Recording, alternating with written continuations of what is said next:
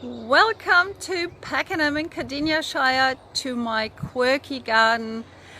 And isn't it amazing how the temperature can drop in the space of 24 hours from, what did we have, 26 yesterday, something like 15 today. And so what I'll do today is I'm going to show you just a few examples of what is growing in my garden now, and what I do with it in the kitchen, to give you an idea what you might want to plant when you start doing your garden. So I just turn the camera around and give you a bit of an idea what has happened since I spoke to you last Sunday. So we had emptied those two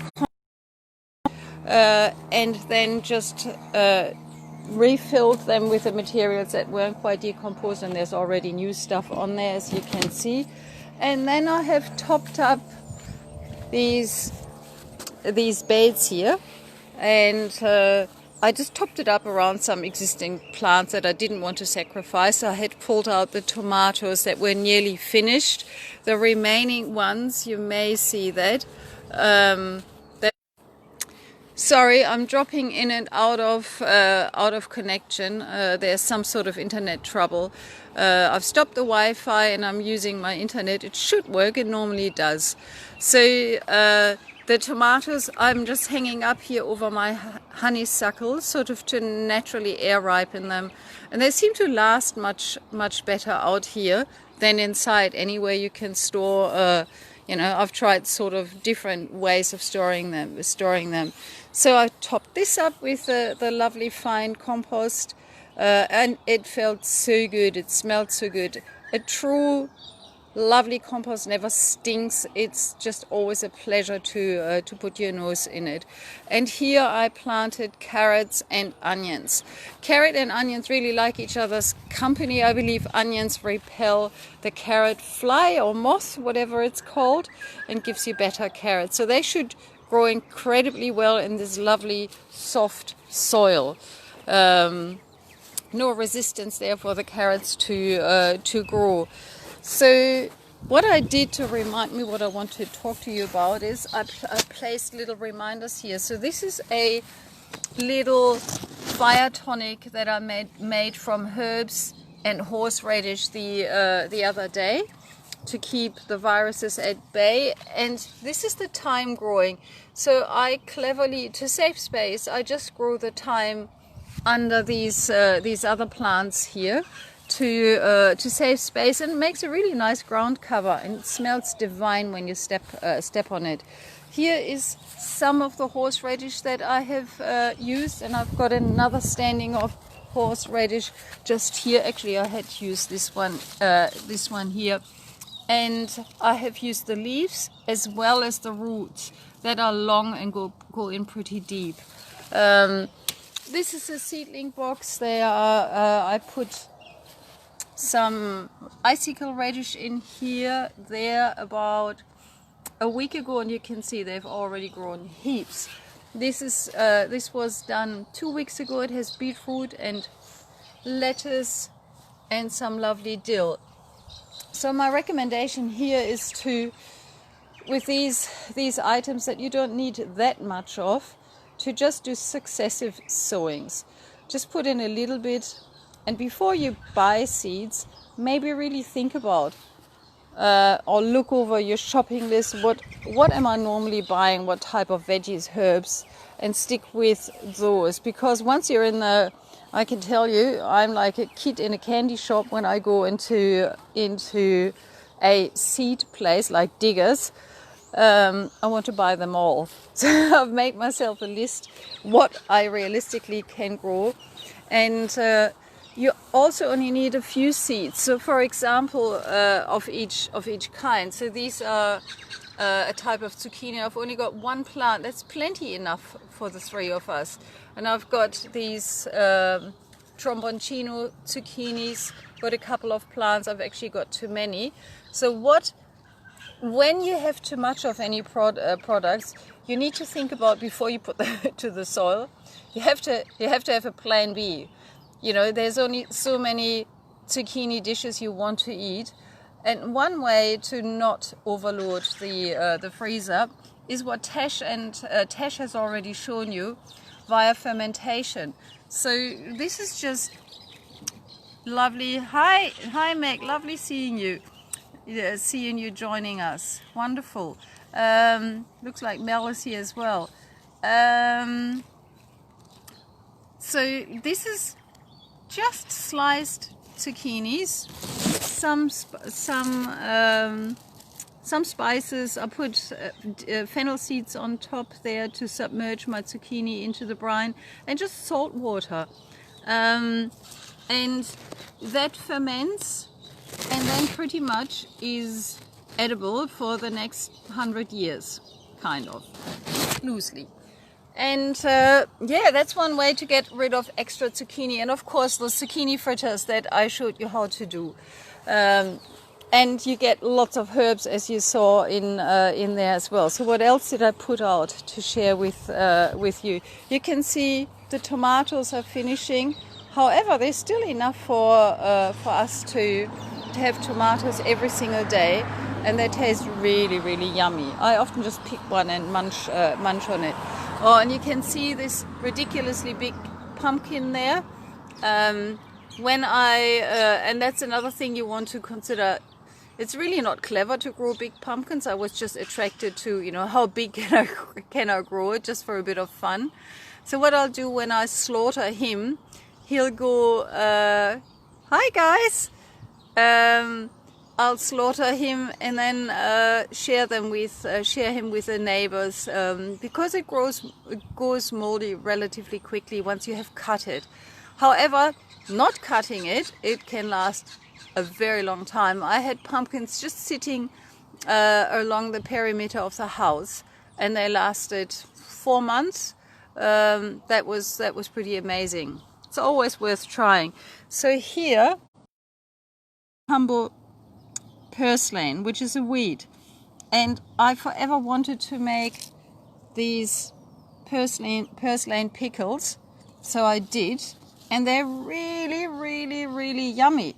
They taste great with anything really, a lot of egg dishes, anything that hasn't got enough flavor. You just put your purslane pickle on it. I also put in a few zucchini because I have a lot of zucchini, and yeah, flavor your dishes with that one.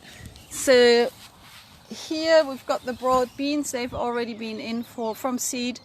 They are, look at that, I'm so excited, the chocolate colored broad beans, or chocolate floured. Of course they will not taste like chocolate. If you're interested in looking up some books for healing plants, this is a good one written by James A. Duke, who is the specialist overseeing the compilations in the ethnobotanical database in the US. Pretty knowledgeable guy.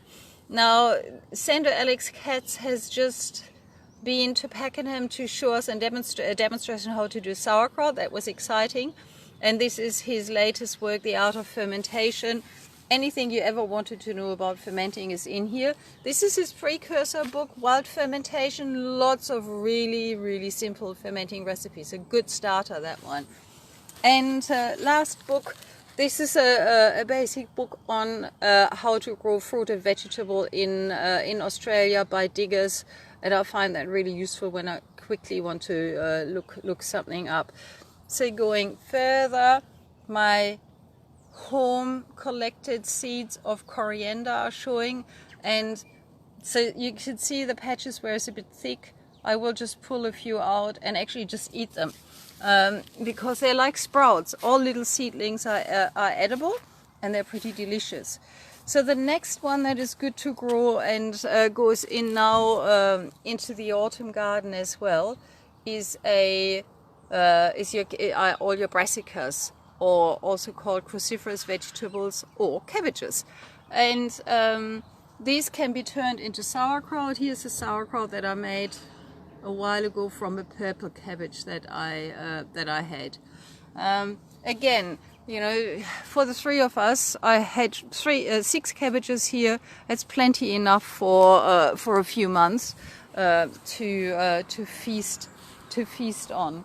The tomatoes. There was something else that I've hidden. Yes, of course, tomatoes. How can I forget? So we love tomatoes, and I try. My goal is to avoid buying canned tomatoes altogether, and so this is why I always have huge amounts of tomatoes. But that's maybe not what you want to grow. So I grow these and then turn them into a simple tomato sauce.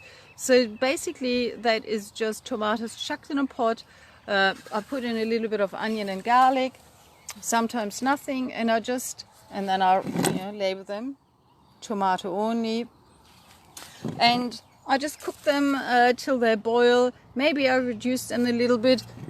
You can see it's still quite liquidy because I haven't bothered reducing it too much, but you can do that when you're cooking, or it's nice when I use it for casseroles and slow cooker dishes, and that automatically reduces it, so I don't need to waste time when I preserve it. And here you can see some beautiful vine tomatoes still ripening naturally. The other thing that I've learned making from my tomatoes is my son loves tomato sauce, so I'm making ketchup. So this is a ketchup I recently made, and I can't even remember what I put in, but I put in a bit of beetroot to make it look more red. That was that trick. I'm always trying to use as many natural ingredients and what I've got.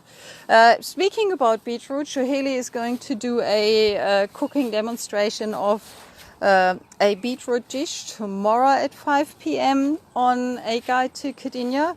I strongly recommend you join in, because she is a very fine cook. I have tried some of her dishes, authentic, flavoursome, and just yum.